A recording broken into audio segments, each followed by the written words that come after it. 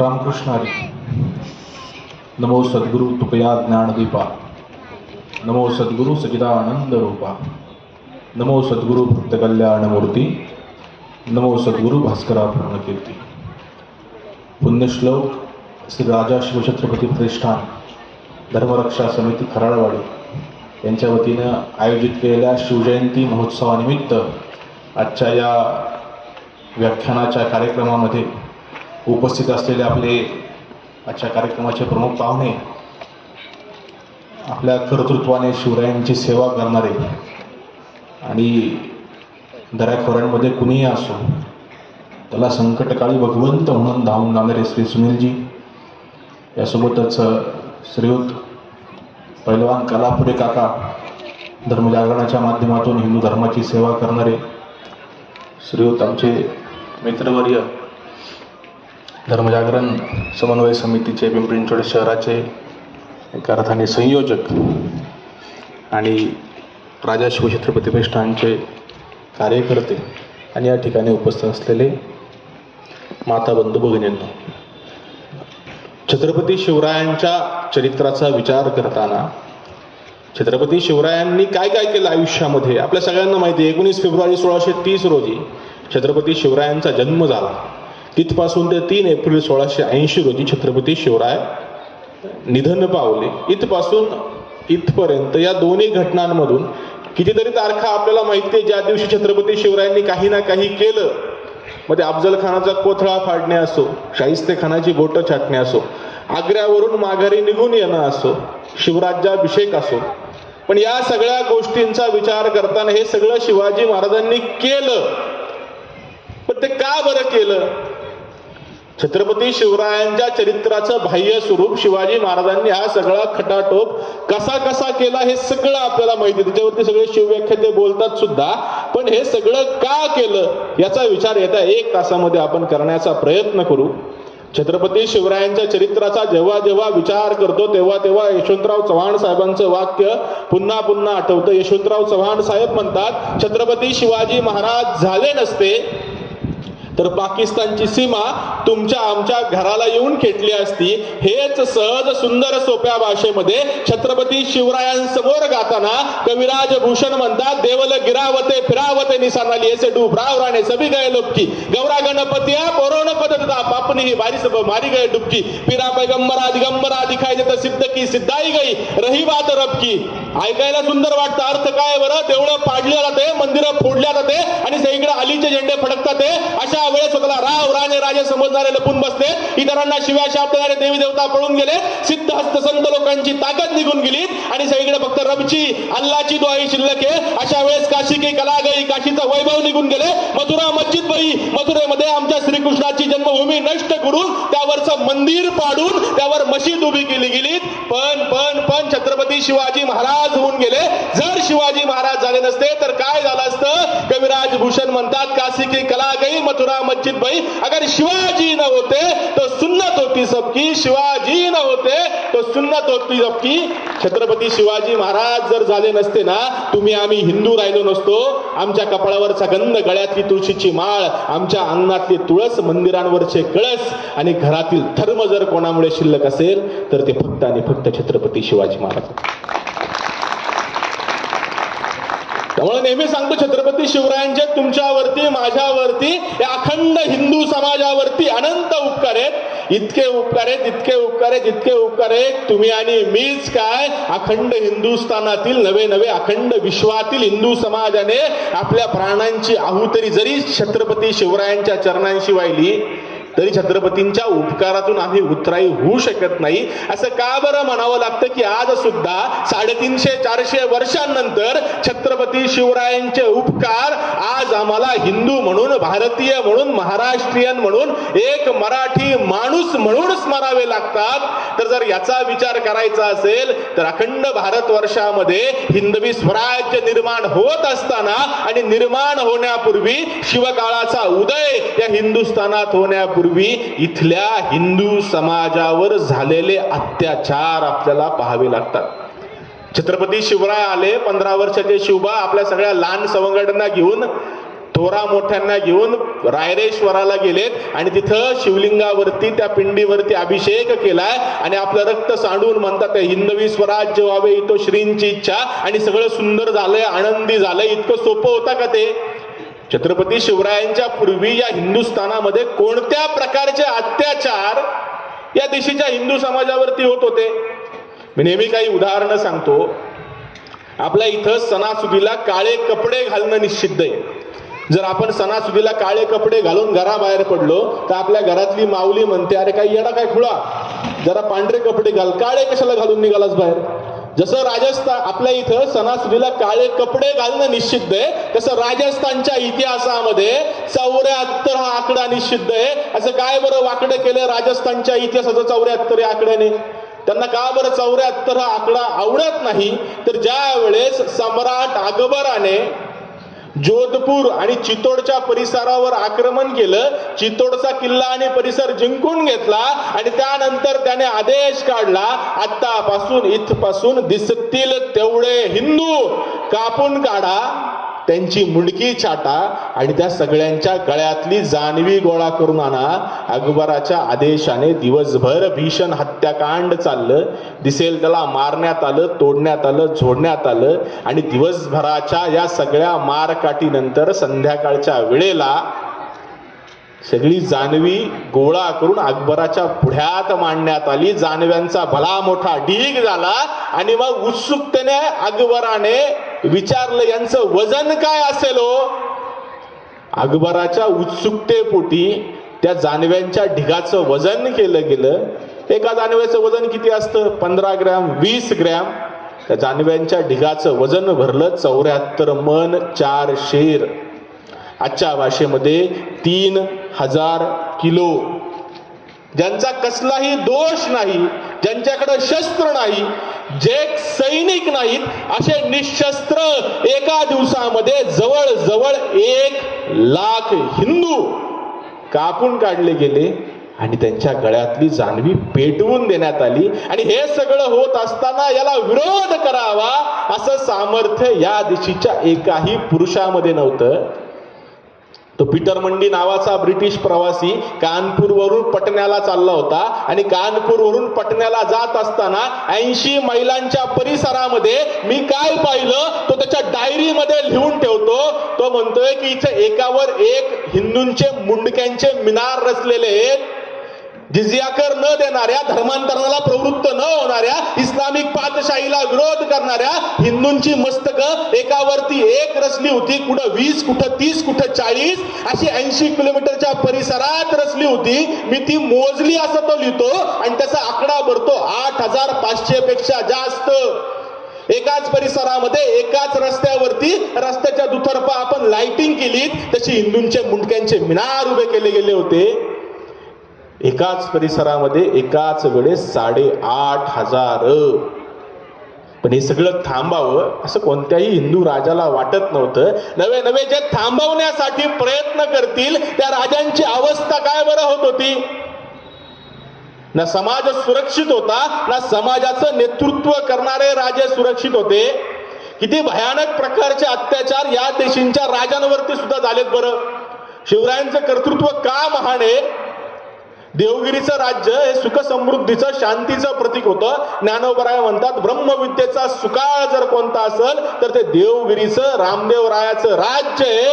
आणि त्याच देवगिरीला अल्लाउद्दीन खिलजीची वक्रदृष्टी फिरली आणि देवगिरीवरती आक्रमण केले. अल्लाउद्दीन खिलजीनी भली मोठी फौज घेऊन चालून आलाय. देवगिरीचा पराभव झालाय आणि शंकरदेवराय यादव, रामदेवराय यादव संपूर्ण देवगिरी दिल्लीची मांडलिक बनली. दिल्लीला खंडणीचा ओघ महाराष्ट्रातून सुरू झालाय. कित्येक वर्ष खंडणीचा ओघ असाच सुरू होता.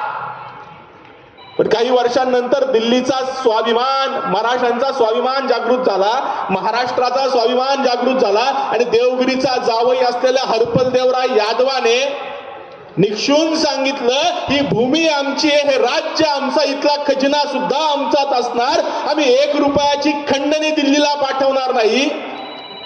आणि ही बातमी दिल्लीला जाऊन पोहोचली की देवगिरीचं राज्य आता खंडणी द्यायला तयार नाहीये. देवगिरीचा कुणीतरी हरपलदेवराय यादव हा जावई आहे आणि तो युद्धासाठी उभा राहिलाय. त्यांनी सैनिकांची जमवाजमव केली. त्याच वेळेस अल्लाउद्दीन खिलजीने आपला सेनापती असलेल्या मुबारक खान खिलजीला पाठवलं, जा हरपलदेवराय यादवाचा बंदोबस्त करून ये. भली मोठी फौज घेऊन मुबारक खान खिलजी हरपलदेवराय यादवाला मारण्यासाठी आलाय. आणि हरपलदेवराय यादव आणि मुबारक खान खिलजीची भली मोठी लढाई झाली. अगदी जंगड पक्कड युद्ध झालं आणि त्या युद्धामध्ये हरपलदेवराय यादवाचा पराभव झाला आणि जिवंत हरपलदेवराय यादव त्या मुबारक खान खिलजीच्या तावडीमध्ये सापडला. काय केलं असेल बरं मुबारक खान खिलजीने हरपलदेवराय यादवाचं? हरपलदेवराय यादवाने आदेश काढला, हरपलदेवराय यादवासाठी आदेश काढला मुबारक खान खिलजीने, याच्या गालाची साल सोला, याच्या हाताची साल सोला, याच्या पायाची साल सोला, याचं संपूर्ण शरीर सोलून काढा आणि संपूर्ण शरीर सोलल्यानंतर ज्या देवगिरीचा हा जावई आहे ना त्या देवगिरीच्या वेशीवरती टांगा. विचार करा, जर आमच्या खराळवाडीचा एखादा जावई असेल तर त्याचा किती थाटमाट आम्ही करू. देवगिरीचा जावई देवगिरीसाठी लढताना शत्रूच्या तावडीमध्ये सापडलाय आणि त्यावेळेस मुबारक खान खिलजी म्हणतो याच्या गालाची साल सोला, याच्या हाताची साल सोला, याच्या पायाची साल सोला. आणि मुबारक खान खिलजीच्या आदेशाने संपूर्ण शरीर सोलून काढलं आणि शरीर सोलल्यानंतर रक्ताने लालबुंद झालेला मरणासन्न अवस्थेतला हरपलदेवराय यादव अर्धमेल्या अवस्थेतच ज्या देवगिरीमध्ये सुवर्ण अंबारी मधून प्रवेशिला असेल, ज्या देवगिरीच्या तटाबुर्जावरून दिमाग खात फिरला असेल, त्याच देवगिरीच्या वेशीला टांगून टाकण्यात आला. जर आमच्या विरुद्ध हत्यार उचललं तर तुमची काय अवस्था होईल हेच जणू या राजवटी गरजून गरजून सांगत होत्या. विजयनगरचं साम्राज्य हे धर्माचं अधिष्ठान असलेलं राज्य, एका अर्थाने रयतेचं कल्याण करणारं राज्य. त्यावेळेस त्या राज्यावरती राज्य करत होता रामदेवराय यादव. हा विजयनगरचा शेवटचा शासक होता. तो वृद्ध होता पण स्वाभिमानी होता. अगदी ज्या प्रकारे देवगिरीला नजर लागली अगदी त्याच प्रकारे त्या विजयनगरच्या साम्राज्याला बहमणी सुलतानांची नजर लागली आणि सगळ्या बहमणी पातशाह्यांनी मिळून आक्रमण केलं. त्या विजयनगरच्या राज्यावरती भली मोठी लढाई झाली, जणू हिंदूंचा स्वातंत्र्य सूर्य अस्ताला गेला होता. आणि मग प्रचंड मोठी लढाई झाल्यानंतर विजयनगरचा त्यामध्ये पराभव झाला आणि विजयनगरचा राजा असलेला रामदेवराय यादव हा एक वृद्ध म्हातारा शत्रूच्या तावडीमध्ये सापडला. काय केलं असेल बरं रामदेवराय यादवाचं? विचार करा, राज्य नाही, राजसिंहासन नाही, खजिना नाही, सैनिक नाही, शस्त्र नाही, असा एक वृद्ध म्हातारा आपल्या समोर उभा आहे. आपण काय करू? जाऊ दे, मरल त्याच्या कर्माने असा विचार करू. त्या बहमनी बादशाहांनी आदेश काढले तर संपूर्ण शरीर सोलून काढा. शरीर सोलल्यानंतर याच्या शरीराचे बारीक बारीक तुकडे पायापासून मस्तकापर्यंत करा. बहमनी बादशाहांच्या आदेशाने रामदेवराय यादवाचं संपूर्ण शरीर सोलून काढण्यात आलं. पायापासून मस्तकापर्यंत बारीक बारीक तुकडे केले गेले. छिन्न विछिन्न झालेला, लोळा गोळा होऊन पडलेला देह जमिनीवरती पडलाय. धड मस्तका वेगळं झालंय. आणि अशा वेळेस निजामशहाने आदेश काढलाय. काय आदेश काढलाय? आमच्या प्रभू श्रीरामचंद्रांनी लंकेवरती आक्रमण केलं, रावणाचा वध केला आणि रावणाचा वध केल्यानंतर प्रभू श्रीरामचंद्र बिभीषणाला बोलावून म्हणतात, आता तू याचे अंत्यसंस्कार कर. बिभीषण म्हणतो, भगवंत तुम्ही दुसरं काही सांगा पण मी याच्यावरती अंत्यसंस्कार करणार नाही, कारण हा माझा भाऊ जरी असला तरी अधर्मी होता. तेव्हा त्याला प्रभू श्रीरामचंद्र म्हणतात, ते बरोबर आहे, तो अधर्मी होता पण तो आता मेलाय ना, मेल्यानंतर वैर संपत, मरणांती वैराणी, म्हणून भाऊ म्हणून याचे अंत्यसंस्कार करणं हे तुझं कर्तव्य आहे. मेल्यानंतर वैर संपत असं शिकवणारी आमची हिंदू संस्कृती कुठं? आणि दुसऱ्या बाजूला राज्य नाही, राजसिंहासन नाही, खजिना नाही, सैनिक नाही, शस्त्र नाही, असा एक वृद्ध म्हातारा समोर उभा आहे. संपूर्ण शरीर सोलून काढले गेले पायापासून मस्तकापर्यंत शरीराचे तुकडे तुकडे केले गेलेत. विचार करा, तो वृद्ध जिवंत म्हातारा तुम्हाला त्रासदायक ठरणार होता, पण तो मृत पावलेला तुकड्या तुकड्यांमध्ये विभागलेला देह तुम्हाला काय त्रास देणार आहे? आता तरी सोडावं ना. त्या निजामशहाने आदेश काढला आणि त्यांनी ते मस्तकातली सगळी हाडामांसाचा चिखल बाहेर काढला. ते मस्तक भाल्याच्या टोकावरती अडकवलंय आणि नाचवत नाचवत आपल्या राजधानीमध्ये नेले. आणि राजधानीमध्ये नेऊन काय केलंय तर घाणमुरीच्या तोंडाला अशा प्रकारे चिटकवलं की घाणमुरीची सगळी घाण रामदेवरायाच्या मुखातून बाहेर येईल. आजच्या भाषेमध्ये सांगायचं झालं तर विजयनगरच्या शेवटचा शासक असलेल्या रामदेवराय यादवाचं मस्तक निजामशहाने आपल्या राजधानीमध्ये नेऊन संडासाच्या तोंडाला अशा प्रकारे चिटकवलं की संडासाची सगळी घाण रामदेवरायाच्या तोंडातून बाहेर येईल. ना समाज सुरक्षित आहे, ना समाज नेतृत्व सुरक्षित आहे. किती अन्याय सांगायचे, काय काय अन्याय सांगायचे. इसवी सन 1716 साली फरुख सियारने शिखांचे 14वे धर्मगुरू असलेल्या बंदा सिंग बहादूर यांना पंजाबातून त्यांच्या 700 सहकाऱ्यांसोबत अटक केलं आणि खेचून दिल्लीला नेलं. आणि दिल्लीला नेल्यानंतर त्यांच्या समोर एकच पर्याय ठेवलाय, एकतर मुसलमान हो, नाही तर आम्ही तुम्हाला मारून टाकू.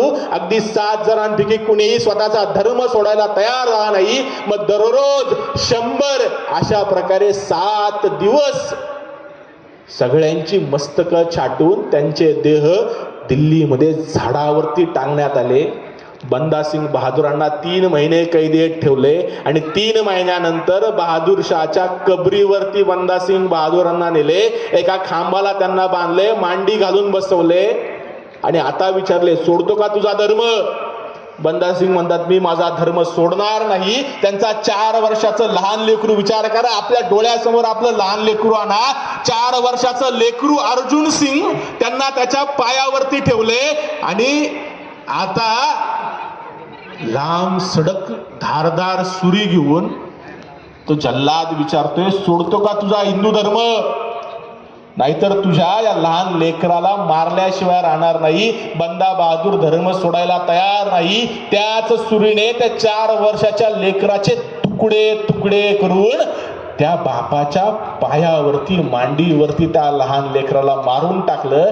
त्याचं हृदय घेतलंय आणि ते हृदय बंदासिंग बहादुरांच्या तोंडात कोंबले आणि परत तोच प्रश्न, सोडतो का तुझा धर्म? बंदासिंग बहादूर तयार होईना. त्यांचे डोळे फोडले, हातपाय छाटले, संपूर्ण शरीर सोलून काढलं आणि त्यानंतर शिरच्छेद करून मस्तक छाटून बंदासिंग बहादुरांची हत्या केली. एकापेक्षा एक भयानक अत्याचारांनी आपला इतिहास भरलेला आहे. ना समाज सुरक्षित आहे, ना समाज नेतृत्व सुरक्षित आहे, ना देवी देवता सुरक्षित आहे. तर सम्राट इल्तुमिशने महाकालेश्वर उज्जैनवर आक्रमण केलं. महाकालेश्वराच्या मंदिरासमोर उभा आहे, संपूर्ण मंदिर जमीनदोस्त केलं. त्या महाकालेश्वरच्या मूर्ती समोर आलाय, ती मूर्ती हातामध्ये घेतली आणि दिल्लीला घेऊन गेला. दिल्लीला नेऊन काय केलं? अभिषेक केला, नवस केले, पूजली, त्या मूर्तीचे तुकडे तुकडे केले आणि दिल्लीच्या तेव्हाच्या जामा मशिदीच्या बाहेर नेऊन टाकले. मशिदीमध्ये जाताना आणि मशिदी बाहेर येताना या शिवलिंगाला आपल्या पायाने तुडवा. महमूद गझनीने 17 वेळा सोल्टी सोमनाथ लुटलं. आम्ही 17 वेळा त्याला सोन्याने मडवलं, पण महमूद गझनीने फक्त सोल्टी सोमनाथ नाही लुटलं. अल्बेरुनी हा त्याचा चरित्रकाळ लिहून ठेवतो. महमूद गझनीने सोल्टी सोमनाथाच्या शिवलिंगाचे तुकडे तुकडे केले आणि त्यातले काही तुकडे गझनीला नेले आणि गझनीला नेऊन गझनीच्या मशिदीच्या बाहेर नेऊन टाकले. कशासाठी? तर तो लिहून ठेवतो, जर इतस्त फिरत असताना तुमच्या पायाला चिखल लागला तर पायाचा चिखल पुसण्यासाठी या दगडाचा वापर करा. ज्या सोल्टी सोमनाथाला आम्ही पुजतो, 12 ज्योतिर्लिंगांपैकी एक मानतो, तो शेकडो वर्ष गझनीमध्ये पायाचा चिखल पुसण्यासाठी वापरला जात होता. ना समाज सुरक्षित आहे, ना समाज नेतृत्व सुरक्षित आहे, ना देवी देवता सुरक्षित आहे. काशी मथुरेची, अयोध्येची परिस्थिती आपल्या सगळ्यांना माहिती आहे. बाबराने मीर बाकेच्या साह्याने अयोध्येमध्ये प्रभू श्रीरामचंद्रांचं मंदिर जमीनदोस्त केलं आणि त्याच्यावरती बाबरी मस्जिद उभी केली. औरंगजेबाने 1667 ते 1669 या 3 वर्षाच्या कालखंडामध्ये फक्त आणि फक्त काशीमध्ये 1000 पेक्षा जास्त मंदिरं पाडली. त्यातल्या काही ठिकाणी स्वतःची धर्मस्थळ उभी केली. काशी विश्वनाथ अर्धवट तोडून त्याच्यावरती मस्जिद बांधली. मथुरेचं श्रीकृष्णाची जन्मभूमी नष्ट केली, त्याच्यावरती मस्जिद बांधली. एकापेक्षा एक असंख्य पुरावे इतिहासामध्ये असताना पंढरपूरच्या मंदिरात सुद्धा एक उल्लेख सापडतो. पंढरपूरचं मंदिर या महाराष्ट्राच्या दृष्टीने एका अर्थाने धार्मिक संस्कृतीचं केंद्र आहे. औरंगजेबाचा मुक्काम पंढरपूरच्या जवळपास असताना औरंगजेबाला लक्षात आलं की मोठी धामधूम आपल्या सैन्यामध्ये सुरू आहे. एका ठिकाणी आपलं सगळं सैन्य जाते, मोठी गर्दी तिकडं उसळते. औरंगजेबाने विचारलं ये क्या हो रहा है. औरंगजेबाला सांगण्यात आलं इथं जवळच पंढरपूर नावाचं गाव आहे, त्या गावामध्ये विठ्ठलाचं मंदिर आहे आणि त्या विठ्ठलाच्या मंदिरामध्ये दर्शन घेण्यासाठी आपल्या सैन्यातील सिंधू सैनिक जातात, तिथं यात्रा करण्यासाठी गर्दी करतात आणि त्या ठिकाणी टाळ मृदुंगाचा गजर होते, मृदुंगाची थाप कानी पडते. तेव्हा औरंगजेबाने आदेश काढला आत्ताच्या आत्ता जावा, त्या मंदिरातली गर्दी पांगवा, त्या मंदिरामध्ये गायी कापा आणि ते मंदिर जमीनदोस्त करा. औरंगजेबाच्या आदेशाने आमच्या प्राणप्रिय विठुरायाचं मंदिर जमीनदोस्त करण्यात आलं. त्या मासिरे आलमगिरी या ग्रंथामध्ये औरंगजेबाचा चरित्रकार साकी मुस्तेद खानाने लिहून ठेवले. कमीत कमी 500 पेक्षा जास्त हिंदू मंदिरं पाडल्याचे पुरावे एकट्या मासिरे आलमगिरी या पुस्तकामध्ये. ना समाज सुरक्षित आहे, ना समाज नेतृत्व सुरक्षित आहे, ना आम्ही ज्यांना दाद मागावे अशा देवी देवता सुरक्षित आहे. मग मध्ययुगामध्ये आमच्या महिलांची परिस्थिती काय होती? कुणी यावं, कोणत्याही महिलेला घ्यावं, तिला घोड्यावरती टाकावं, तिच्यावरती बलात्कार करावा, एका स्त्रीवरती 20-20, 25-25 नराधमांनी अत्याचार करावे, तेवढ्यानं समाधान होत नाही. त्यांच्या नग्न दिंडो गावी गावी काढाव्या, तेवढ्यानं समाधान होत नाही. त्यांच्या कत्तली कराव्या, तेवढ्यानं समाधान होत नाही. त्यांचे होठ शिवावेत, अरबस्तान तुर्कस्तानला त्यांना गुलाम म्हणून विकावं. आणि त्या मायमाऊलीच्या निश्वामध्ये जर नरक यातना लिहिल्या असतील तर तिला जनान खाण्यात कोंबावं आणि वेश्येचं जीवन तिच्या नशिबी यावं, इतकी भयानक अवस्था या देशाच्या मायमाऊलीची केली होती. तो इब्न बतुता शाही दरबारामध्ये ईद कशी साजरी व्हायची याचा उल्लेख करतो. ईदच्या पहिल्या दिवशी या देशाच्या काफर राजांच्या मुली आणि बायका, म्हणजे हिंदू राजांच्या मुली आणि बायका यांना दरबारात आणलं जायचं. मग त्यांना दरबारात नाचायला लावलं जायचं, गायला लावलं जायचं आणि त्यांचा नाच गाणं झालं की त्या दरबारात उपस्थित असलेल्या परदेशी अधिकाऱ्यांना आणि त्या दरबारातल्या उच्च पदस्थ अधिकाऱ्यांना त्या दास म्हणून वाटून दिल्या जायच्या. तेवढं झालं की सामान्य काफरांच्या मुली आणि बायका दरबारात यायच्या, त्यांना नाचायला लावलं जायचं, गायला लावलं जायचं आणि त्यांचा नाच गाण्याचा कार्यक्रम झाला की दरबारातल्या इतर सगळ्यांना त्या वाटून दिल्या जायच्या.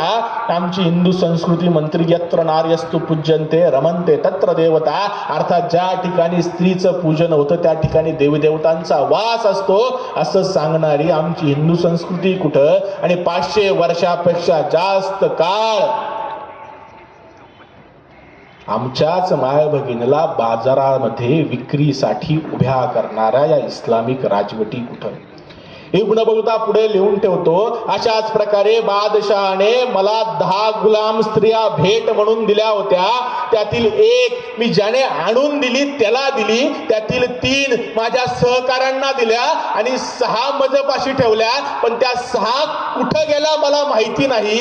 विचार करा, आम्ही सामान्य शेतकरी घरातील माणसं आहे. आमच्या घरातील जर गोठ्यातील एक मसार रात्रीचं पाणी पित नसेल तर सकाळ सकाळ आपण डॉक्टरला बोलवतो ती पाणी का पित नाही, म्हणून आमच्या शेतकऱ्याला रातभर झोप लागत नाही. एवढी आमच्या मुक्या जनावरांप्रती आम्हाला प्रीती आहे. आणि इथं 6 महिला कुठं गेल्या हे इब्न बतूताला माहित नाही.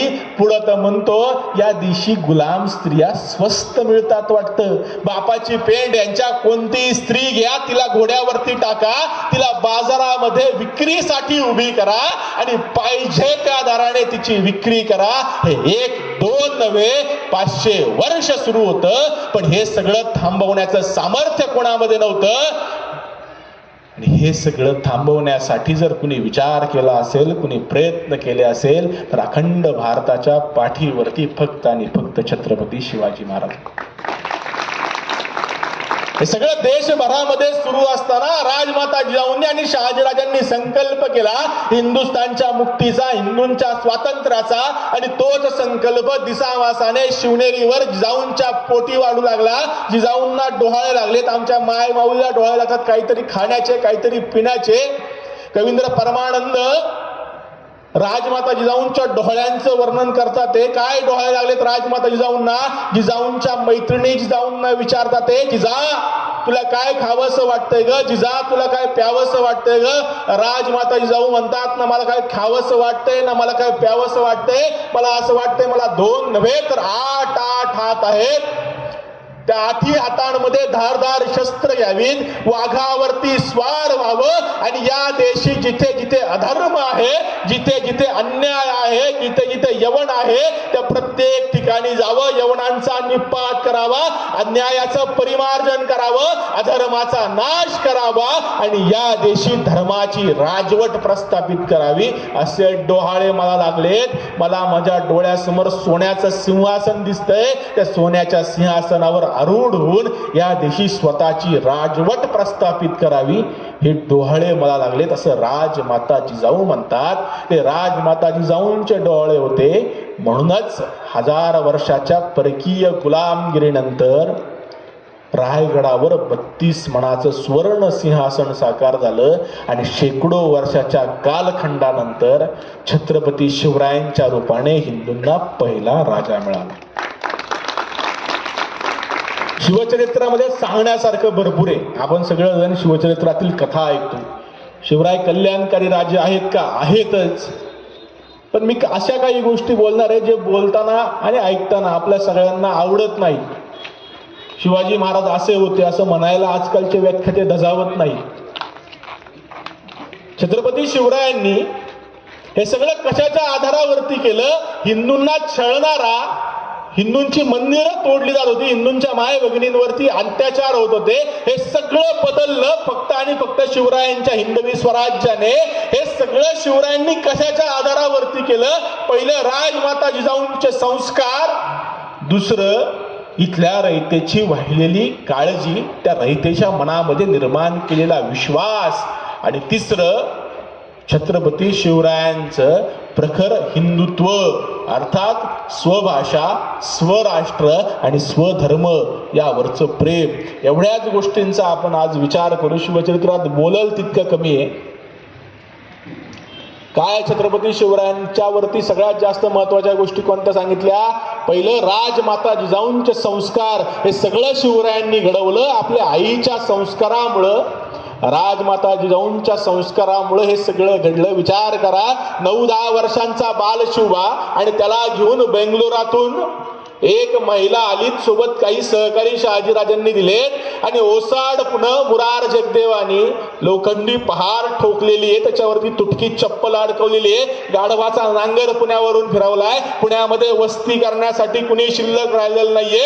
अशा वेळेस राजमाता जिजाऊ सांगतात की मी शहाजीराजांची कारभारीन, आता या जहागिरीचा कारभार बालशिवबाला घेऊन राखणारे, ते आपण सगळ्यांनी परत पुण्यामध्ये निवासाला यावं. एक 40-42 वर्षाची एक महिला या इस्लामिक पारतंत्र्याच्या कालखंडामध्ये म्हणते ते की मी या जहागिरीचा कारभार राखणारे, तुम्ही सगळे पुण्यामध्ये या. आणि पाहता पाहता दवंडी सगळीकडे पिटवली गेली, आणि सगळ्या पुण्यामध्ये गर्दी झाली की आज राजमाता जिजाऊ आल्यात, आणि त्या या जहागिरीचा कारभार पाहणारे जिजाऊंनी ती पहार उखडून टाकली, आणि ज्या पुण्यावरती गाढवाचा नांगर फिरवला होता, सोन्याचा नांगर घेऊन तेच पुणे परत नांगरून काढलं. छत्रपती शिवरायांच्या राज्याची मुहूर्तमेढ जर कुठे रोवली गेली असेल तर ते फक्त आणि फक्त पुणे, जिथं छत्रपती शिवरायांना घेऊन राजमाता जिजाऊंनी सोन्याचा नांगर फिरवून स्वातंत्र्याचं बीज त्यांच्या मनामध्ये पेरलं. दुसरा सगळ्यात महत्वाचा मुद्दा म्हणजे रयतेच्या मनामध्ये निर्माण केलेला विश्वास. आज छत्रपती शिवाजी महाराजांविषयी आम्हाला आदर वाटतो, विश्वास वाटतो, यात नवल काय. पण शिवरायांच्या समकालीन असलेल्या लोकांना शिवरायांविषयी काय वाटायचं बरं. किती विश्वास शिवरायांनी आपल्या रयतेच्या मनामध्ये निर्माण केला होता. 2 वाक्य कवी भूषणाची नेहमी सांगतो, आपण सहसा शिवचरित्र वाचत नाही. माझं तर म्हणणं आहे शिवचरित्र वाचावं, पण शिवचरित्र जरी आम्ही वाचलं नाही तर 2 ओळी आपल्या आयुष्यामध्ये मरेपर्यंत मनपटलावरती कोरून ठेवा की तत्कालीन हिंदू समाज शिवरायांविषयी काय विचार करायचा.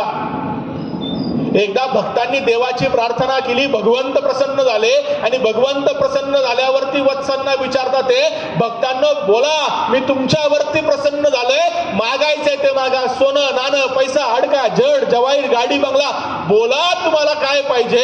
त्यावेळेस ते भक्त म्हणतात ते भगवंता तुझं सोनं नको, नाणं नको, पैसा नको, अडका नको, जड जवाईर गाडी बंगला काही नको, आम्हाला काय पाहिजे. भक्त म्हणतात भगवंता हे नकोच आहे, पण त्याही पुढे जाऊन बेपारी जहाज के ना राजा भारी राज के, भगवंता आम्हाला कोणत्याही जहाजाचं तू व्यापारी करू नकोस अथवा कोणत्याही राज्याचं राजे पद देऊ नकोस. विचार करा, जर आपल्या समोर भगवंत प्रसन्न झाले आणि भगवंत प्रसन्न होऊन गणपती बाप्पाला म्हटले बोला तुम्हाला काय पाहिजे. पहिलं मुलाचं लग्न काय होत नाही, जरा चांगली मुलगी बघ बाबा, घराबाहेर 2 व्हीलर्स जरा 4 व्हीलर येईल का बाबा, बॉस लईच कटकट घालतो, कटकट कमी होईल का, पगार वाढ काय होत नाही जरा ती होईल का, धंदा नीट चालत नाही तो चालेल का. इथं साक्षात भगवंत प्रसन्न झालेत आणि भगवंत विचारतात ते बोला भक्तांनो काय पाहिजे तुम्हाला. त्यावेळेस ते भक्त म्हणतात ते भगवंता आम्हाला सोनं नाणं पैसा अडका जड जवाईर गाडी बंगला काही नको. याही पुढे जाऊन छत्रपती शिवरायांच्या कालखंडामध्ये जहाजाचं व्यापारी असणं हे अर्थसत्तेचं लक्षण होतं. आम्हाला अर्थसत्ता सुद्धा नको, त्याही पुढे जाऊन कोणत्याही राज्याचं राजेपद अर्थात राजसत्ता सुद्धा नको. एवढं सगळं सोडून भगवंत आम्हाला काय दे.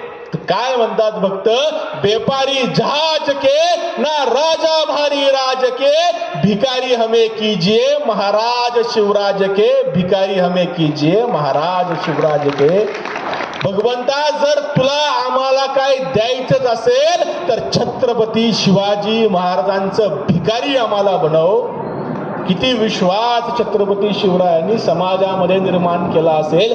कशाच्या आधारावरती केला, अर्थात आपल्या रयतेची पोटच्या लेकराप्रमाणे काळजी वाहून केलाय.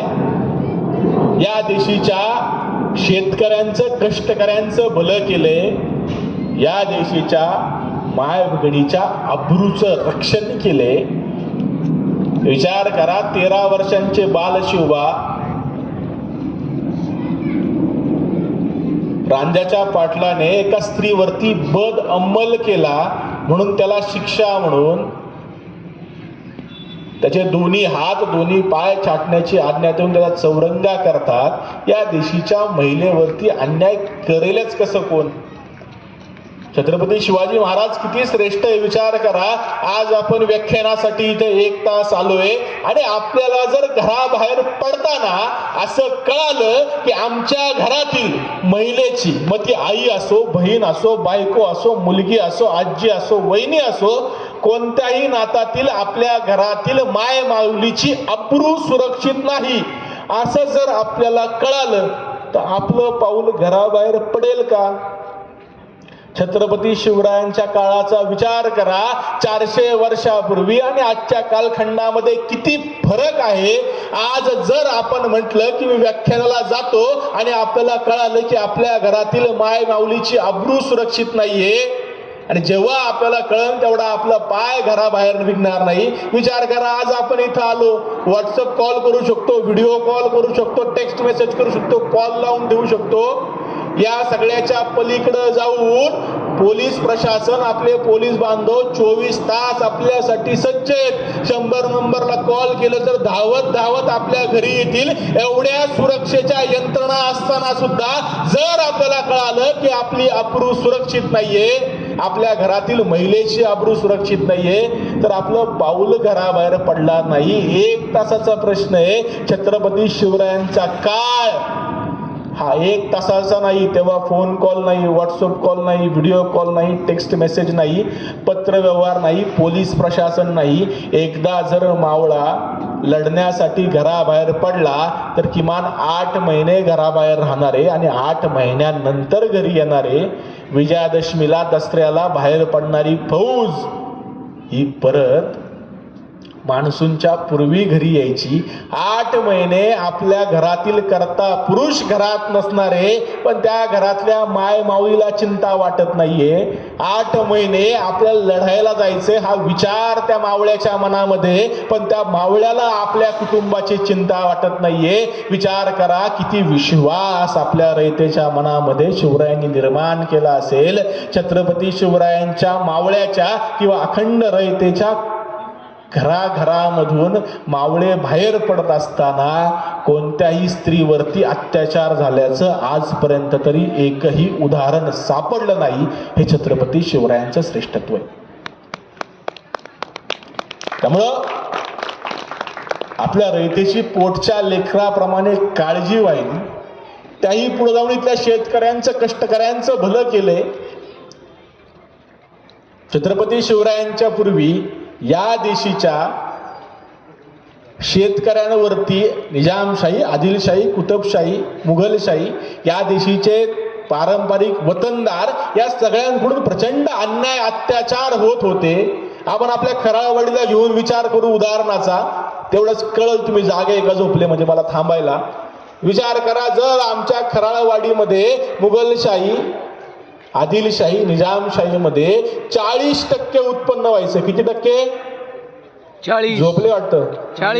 40% उत्पन्न व्हायचं. आणि जेव्हा 40% उत्पन्न व्हायचं त्यावेळेस 400 पोती तांदूळ व्हायचा. किती पोती? 400. त्यातला 60% राजाला द्यायला लागायचा, म्हणजे बादशहाला द्यायला लागायचं. म्हणजे किती? 36. 240. किती? 240. शेतकऱ्याला किती? 160. 400 मधले 240 पोती बादशहाला गेले, 160 पोती शेतकऱ्याला राहिले. पण प्रत्येक वर्ष पाऊस योग्य येईलच असं नाही, परकीय आक्रमण येणारच असं नाही, कधी अतिवृष्टी होईल, कधी कमी वृष्टी होईल. या सगळ्यामध्ये जर 250 पोती उत्पन्न झालं तर बादशहाला किती द्यायचं? 60. 240. किती? शेतकऱ्याला किती राहिलं? 10. झोपले ना तुम्ही का? जड झालंय? नाही, बदलू का विषय? नको. किती द्यायला लागायचं? 240. जरी उत्पन्न 200 झालं तरी 240 द्यायचं, जरी उत्पन्न 240 झालं तरी 240 द्यायचं, जरी उत्पन्न 400 झालं तरी 240 द्यायचं. आमचा शेतकरी राजा या मुघलशाही, निजामशाही, आदिलशाही, कुतुबशाहीच्या राजवटीमध्ये अगदी मेटाकुटीला आला होता. राहण्यासाठी घर नव्हतं, का खायला अन्न नव्हतं. छत्रपती शिवरायांनी आल्या आल्या काय केलं तर सांगितलं, अरे खराळवाडीकरांनो, सगळी शेत जमीन तुमची आहे, पाहिजे तेवढी शेती करा, कसेल त्याची जमीन. आणि मग खराळवाडीकर म्हटले की आता शेती करायला काय अडचण आहे. पण शिवाजी महाराज म्हटले थांबा थांबा थांबा, एवढ्यावरती नाही, तुम्हाला पुढची 5 वर्ष 1 रुपया सुद्धा शेतसारा द्यायचा नाही. मग जिथं 240 पोती द्यायला लागायची द्यायचं आहे का? आता नाही. 5 वर्ष आराम, फक्त शेती करा आणि शेती पिकवून खावा. शेतकरी म्हटला आता काय अडचण आहे शेतकरी शेती करायला? शेतकरी शेतात जायला नांगर खरेदी करायला लागला. शिवराय म्हणते अरे येडे का खुळे, नांगर खरेदी नाही करायचा, सगळी यंत्र अवजारं मीच तुम्हाला देणार आहे. ज्या यंत्र अवजारांना खर्च पडायचा ती यंत्र अवजारं पण सरकार द्यायला लागलं. आमची माय माऊली संध्याकाळच्या वेळेस भाकरी थापायला लागायची. शिवाजी महाराज म्हटले या भाकरी थापसाठी लागणारं अन्न सुद्धा मीच शेतकऱ्यांना देणार. आज विचार करा, आपण आपल्या घरात जाऊन गोडधोड चोपून चापून खाऊन झोपून जाऊ. आज आमच्या देशामध्ये कमीत कमी 30 कोटी लोक अशी असतील जे फक्त तांब्याभर पाणी घेऊन झोपून जातील. छत्रपती शिवाजी महाराजांनी रयतेची किती काळजी व्हायली, तर शिवरायांच्या राज्यामधील शेतकरी उपाशी राहू नये म्हणून 2 वेळच्या शेतकऱ्यांच्या भोजनाची व्यवस्था सुद्धा सरकारातून केली जायची. शेतकऱ्याला करायचंय काय? आता खायची व्यवस्था झाली, शेतीची व्यवस्था झाली, फक्त शेतात जाऊन राबायचंय. आमच्या खराळवाडीतला शेतकरी म्हणला एवढं काय अवघड आहे, चला शेती करू. जिथं 40% शेती व्हायची तिथं 5 वर्षामध्ये 100% शेती व्हायला लागली. मग जर 40%ला 400 पोती तांदूळ होत असेल, 100%ला किती होईल? 1000 पोती तांदूळ खराळवाडीत व्हायला लागला. खाणारी तोंड तेवढीच आहे, शेतकरी तेवढेच, राजा तोच आहे, लोकसंख्या वाढली नाही, जमीन तीच आहे. विचार करा, जिथं आदिलशहाने निजामशहाने अत्याचार करून कशी बशी 400 पोती नीट उत्पन्न येत नव्हतं, तिथं शिवाजी महाराजांनी शेतसारा माफ केलाय. आणि 5 वर्षांनंतर शिवाजी महाराज या सगळ्यांच्या दरबारात दारात जाऊन उभे राहिलेत आणि शेतकरी राजाच्या दरबारात दारात जाऊन शिवाजी महाराज म्हणतात ते आता हिंदू धर्मशास्त्रानुसार 40% माझं, 60% तुमचं. शेतकरी म्हटला राजे आहे सगळं तुमच्यामुळं, तुम्हीच घ्या ना. शिवाजी महाराज म्हटले नियमानुसार 40% उत्पन्न हे राजाचं असतं आणि 60% उत्पन्न हे कष्टकरी शेतकऱ्याचं असतं. विचार करा, जिथं हे सगळे परकीय आक्रमक शेतकऱ्याला त्रास देऊन 240 पोती मिळवायचे, तिथं शेतकऱ्याच्या कल्याणाच्या गोष्टी करून 1000 मधले 40% म्हणजे किती, 400 पोती शिवाजी महाराजांना मिळायला लागली. आणि जिथं शेतकरी 5 अन् 10 अन् 20 अन् 30 पोती मिळवत होता, इथं शेतकऱ्याला 600 पोती मिळायला लागली. विचार करा, इथला शेतकरी ज्याला खायचे प्यायचे सुद्धा एका अर्थाने वांदे होते, असा शेतकरी आज सुखसमृद्धीमध्ये जगायला लागला.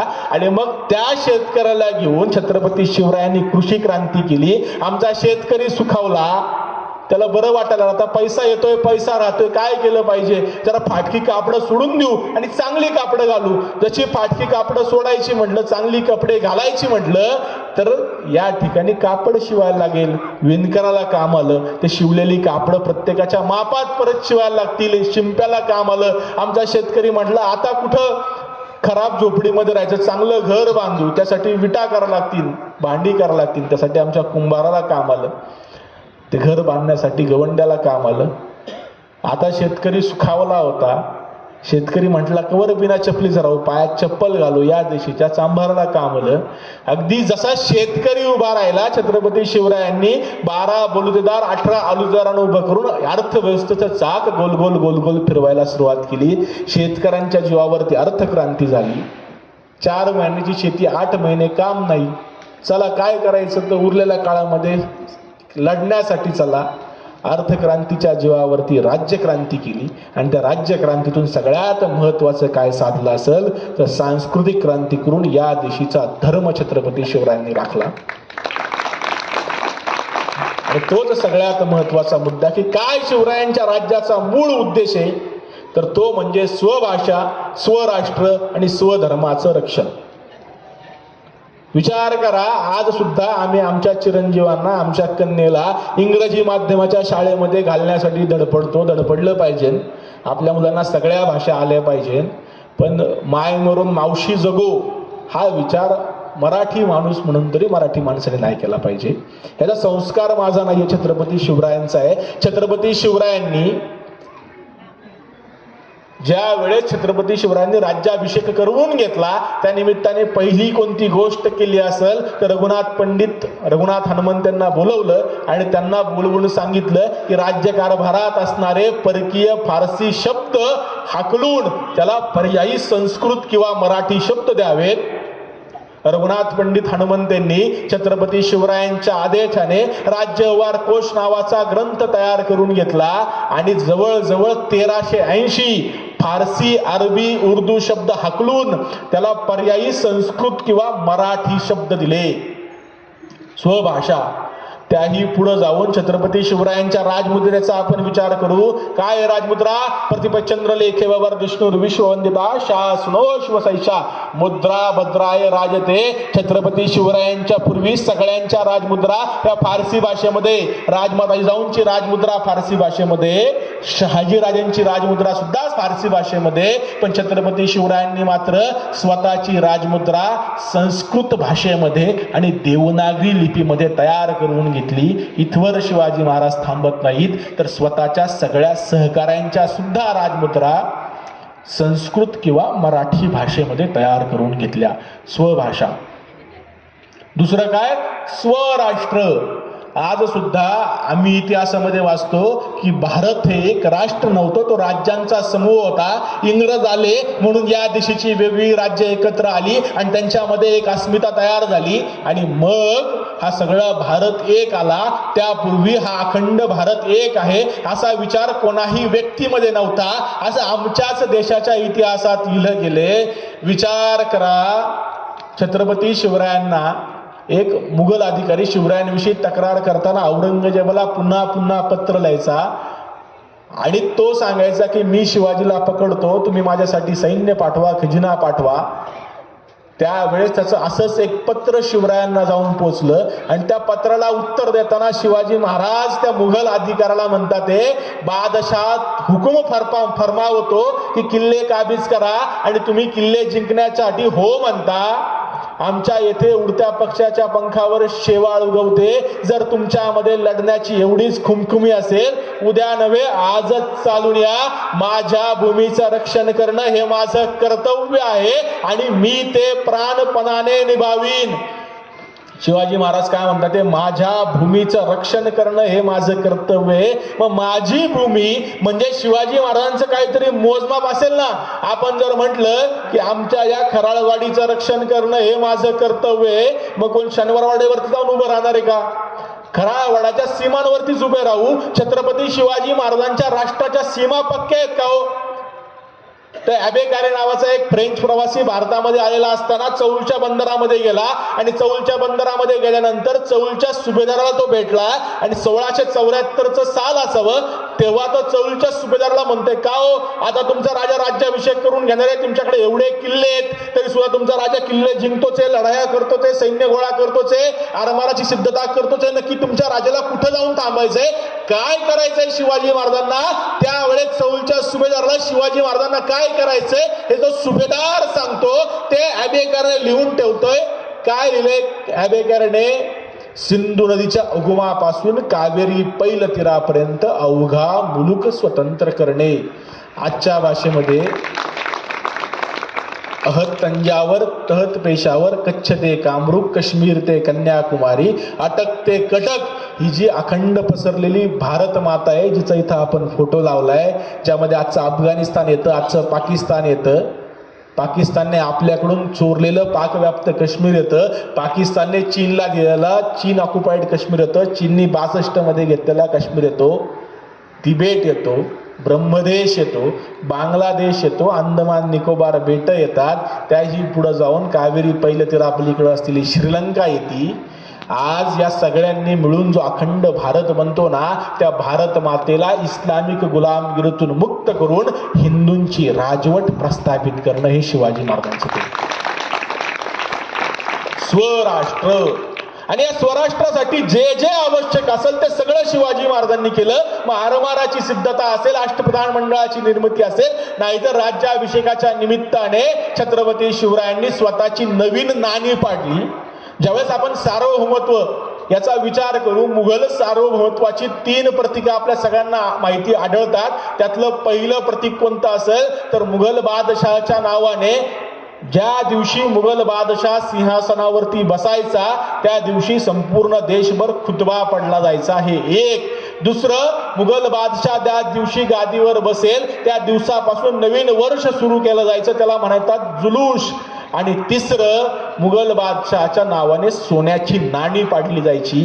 छत्रपती शिवाजी महाराजांनी सार्वभौम राज्य स्थापन केलं म्हणजे काय केलं तर स्वतःच्या राज्याभिषेकाच्या निमित्ताने काय केलं असेल तर जसा बादशाह गादीवरती बसला किंवा बसल्यानंतर देशभर खुतबा पडला जातो, बादशाह स्वतःचं सिंहासन निर्मितो, अगदी त्याच प्रकारे छत्रपती शिवरायांनी 32 मणाचं सुवर्ण सिंहासन साकार केलं आणि त्याच्यावरती आरूढ होऊन स्वतःला छत्रपती म्हणवून घेतलं. दुसरं काय, ज्या प्रकारे बादशाह स्वतःच्या नावाने जुलूस सुरू करतो त्या प्रकारे छत्रपती शिवरायांनी स्वस्ती श्री राज्याभिषेक शक सुरू करून स्वतःची नवीन कालगणना निर्माण केली. आणि तिसरं, ज्या प्रकारे बादशाह सोन्याची नाणी पाडतो अगदी त्याच प्रकारे छत्रपती शिवरायांनी स्वतःची नाणी या निमित्ताने निर्माण केली. ती सोन्याची पण आहेत आणि एका अर्थाने तांब्याची पण आहे. शिवराई आणि होण ज्यांना म्हटलं जातं त्याच्यावरती एकच मजकूर लिहिला होता. एका बाजूला श्री राजा शिव आणि दुसऱ्या बाजूला छत्रपती. विचार करा, ज्या वेळेस संपूर्ण देशामध्ये अरबी फारसी भाषेतील नाणी चलनामध्ये होती त्यावेळेस शिवाजी महाराजांनी स्वतःच्या मराठी भाषेतील नाणं चलनामध्ये आणलं. बाजारात समोर मावशी बसत, मावशींकडे जाऊन सांगितलं एक पाण्याची बॉटली द्या बाबा आणि अमेरिकेचा डॉलर ठेवला, देतील का मावशी? हे काय दिले बाबा? गांधी बाबांची नोट दे. आज 400 वर्षानंतर सुद्धा परकीय चलन दिलं तर आमच्या देशामध्ये स्वीकारलं जात नाही, कारण त्याची किंमत शून्य आहे. 400 वर्षांपूर्वी ज्या वेळेस चलन नावाचा प्रकार नवीन होता किंवा परकीय चलन व्यवहारामध्ये होतं त्यावेळेस शिवाजी महाराजांनी स्वतःच्या भाषेतील नवीन नाणी आणली.